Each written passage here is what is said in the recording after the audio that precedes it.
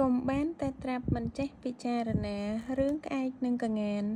និទានថាមានក្អែកមួយទុំលើមែកឈើក្បែរមាត់បឹង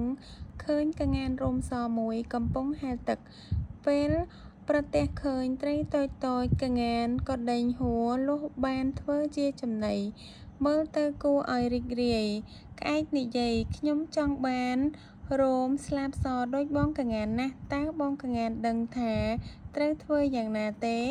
ក្ងានមិនឆ្លើយតបគិតតែពីហែលយ៉ាងស្ងៀមស្ងាត់ក្អែកគិតក្ងាននេះរឹកធំណាស់លាក់គំនួចមិនព្រមឆ្លើយធ្វើមិនដឹងប្រហែលជាមកពីក្ងាននៅតែក្នុងទឹកហើយទើបរោមវាសដូចនេះគិតហើយក្អែកក៏ហើរបោះពួយចុះក្នុងទឹកមុជភ្លឹបឃើញងើបឡើងឃើញរោមវានៅតែខ្មៅដដែលដោយនឹកអៀនខ្លួនផង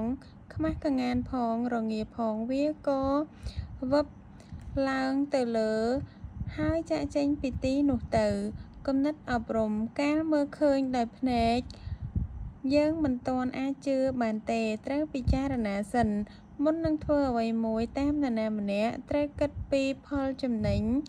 និងការខាតបង់បើសួរមិនទាន់ទទួលបានព័ត៌មានទេត្រូវប្រឹងសួរឲ្យច្បាស់សិនសឹមសម្រេចចិត្តជៀសវាងការខូចខាត